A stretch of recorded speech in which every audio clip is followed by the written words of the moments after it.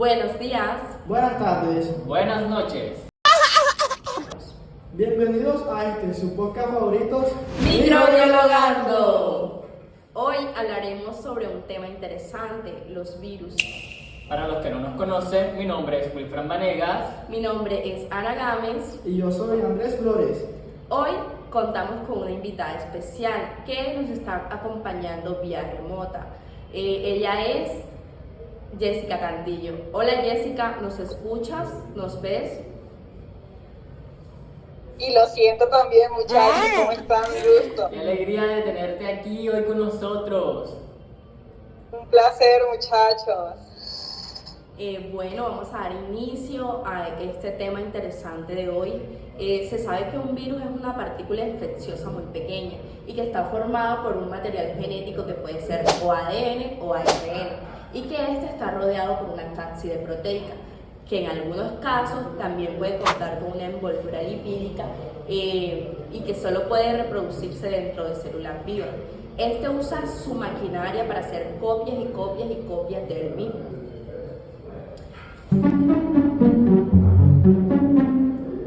Claro, entonces ustedes en este punto pues han escuchado hablar sobre los tocovirus, ¿cierto? Esos virus que atacan las plantas y que causan desastres en cultivos. Claro que sí, Jessica, y lo curioso es que muchas veces ni siquiera los ves venir. Ellos pueden estar en plantas que se ven completamente sanas. Sí, o sea, y lo peor de esto es que lo transmite un insecto diminuto, un tris. ¿No es así? Claramente, Wilfran. Y aunque esto suena como, digamos, algo muy técnico, pues en realidad esto afecta directamente la producción agrícola. Y hoy vamos a desglosar este tema entre todos. Bueno, vamos a hablar un poco sobre la taxonomía, la biología. ¿Ustedes sabían que los tocovirus son los únicos virus vegetales dentro de una familia que antes solo infectaba animales? De hecho, sí, Ana. Pues ellos pertenecen al orden Buyavirales dentro de la familia Buyaviridae, y lo que los hace únicos es que son los únicos virus de plantas dentro de una gran familia que normalmente ellos infectan animales. Y pues estructuralmente son muy interesantes, ya que esto tiene un envoltorio lipídico y 3 segmentos de ARN de cadena simple que tienen una forma, digamos, como de mango de sartén. Y claro, esa forma de mango de sartén, ¿cierto? Les ayuda a estabilizar su ARN, pero ¿qué codifican exactamente? Bueno, te comento un poco que estas producen proteínas como la polimerasa L, la nucleoproteína N y dos más llamadas NSM y NSS. Esta última les ayuda a evadir las defensas de la planta.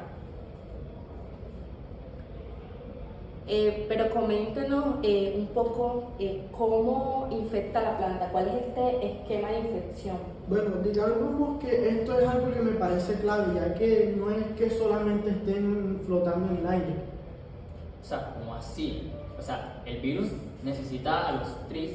Cuando estos insectos se alimentan, inyectan el virus en las células vegetales.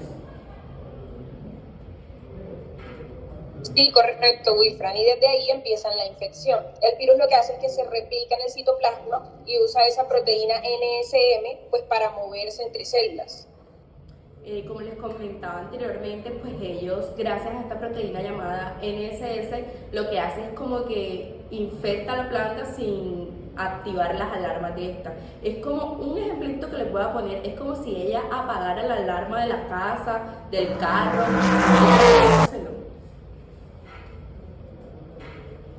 Sí, claro, entonces el cómo se replica en la célula, digamos, o cómo ella se puede replicar exactamente.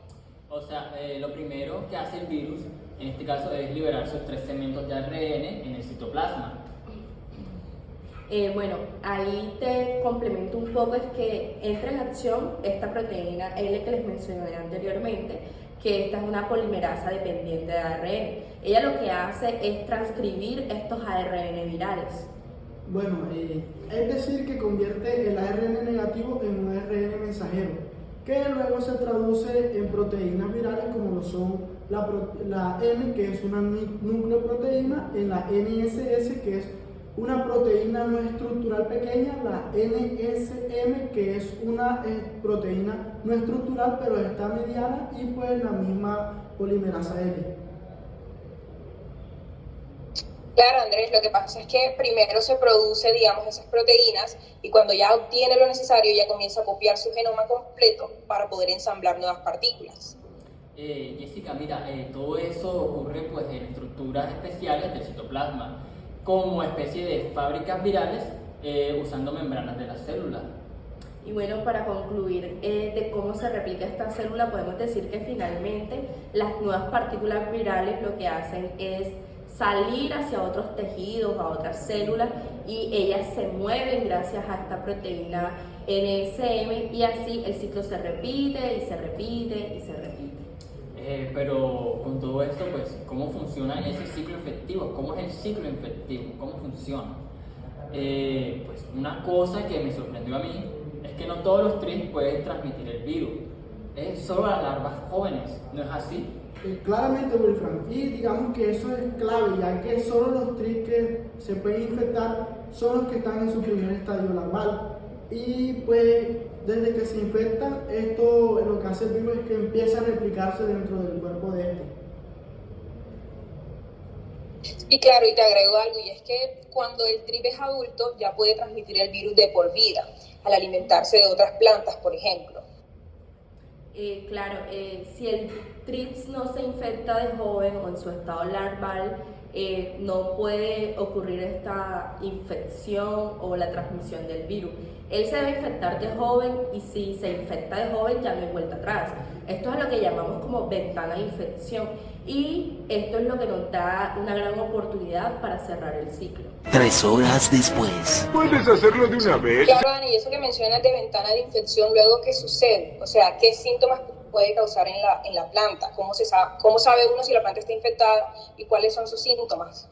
Ok, te voy a mencionar un par de síntomas que pueden aparecer en las plantas, y para los oyentes o los que nos están viendo, dependiendo, más que todos los que nos están viendo, vamos a dejar algunas imágenes acá de los síntomas, que pueden ser necrosis, anillos cloróticos, deformaciones, enanismo, pero también hay muchas infecciones que no poseen síntomas. ¿Cómo así? Bueno, digamos que ese es uno de los problemas más serios, ya que tú puedes tener una planta que está aparentemente sana, pero obviamente es portadora de este virus. Y pues esto también aparece en cultivos como en tomate, en cebolla o maní. Pues esos síntomas pues, pueden confundirse con deficiencias nutricionales, como muy normalmente pasa en nuestro gremio, en el gremio de la agricultura, de los jóvenes que exportan, pues se confunden con esto, y también se confunden con lo que es el estrés hídrico. Claro, son los de los más comunes. Bueno, hablemos un poco de cómo se diagnostica, cómo confirmamos si una planta tiene toxpovirus, pues teniendo en cuenta los síntomas que mencionamos anteriormente. Coméntame un poco cuál es la técnica más común para confirmar este diagnóstico. Sí, claro, Ana, mira, pues la técnica que más común se conoce, pues es la tan llamada ELISA. Pues, ¿qué es esto? Es una prueba serológica que detecta proteínas virales. Y muchachos, una pregunta así como, ¿qué pasaría si yo quiero más precisión del virus? ¿Qué utilizaría? Bueno, para esto yo recomiendo usar una RT-PCR, que es una PCR de transcriptasa inversa, pues esta que detecta el ARN del virus. Y también pues puedes utilizar plataformas como lo son Luminex XTAG, que esta permite detectar varios virus en una sola prueba. Bueno, yo creo que esto es ideal para cultivos mixtos o para diferenciar estos síntomas confusos, porque tú me mencionabas anteriormente que se puede confundir con estrés hídrico o con una deficiencia nutricional. Sí, tienes razón, Ana. Pero yo hago una pregunta, o sea, en Colombia hay casos de este virus, ¿Dónde están presentes? ¿En qué cultivos? Bueno, tenemos que el caso más conocido en Colombia fue en el 2008, donde se identificó una nueva especie de este virus, como lo es el ANSB, que es Alstroemeria necrotic stervirus, que este afecta principalmente los cultivos de Alstroemeria, que es una flor con gran importancia de exportación en Colombia. Y te voy a agregar otra cosa, Andrés, que eso lo que hace, provoca líneas necróticas en las hojas y reduce la calidad comercial de las flores. Pero el vector del mismo Thrips, el vector es el mismo Thrips, más bien me pregunto eso. Claro, Jessica, es el famoso Frankliniella occidentalis. Este está presente en muchas zonas agrícolas del país y lo que hace es que eleva este riesgo de propagación. Coméntenme un poco entonces cómo controlar este virus, cómo lo controlamos. ¿Se fumiga? ¿Cómo se hace? Pues definitivamente no. O sea, hay que hacer un manejo integrado. ¿Cómo así? O sea, monitoreo de los trips, trampas, control biológico y pues en el peor de los casos pues hay que hacer eliminación de plantas infectadas. Bueno, y sobre todo yo creería que lo primordial es capacitar a los productores y a los técnicos en diagnóstico, ya que digamos que sin esto es muy difícil tomar una decisión acertada. Claro, lo clave es entender bien el ciclo del virus y del vector. Esto lo que nos permite a nosotros, es intervenir en los puntos débiles del sistema. Si entendemos bien cómo es el ciclo del virus y cómo es el ciclo del vector, podemos controlar a tiempo. Sí, claro, porque definitivamente con fumigar no basta.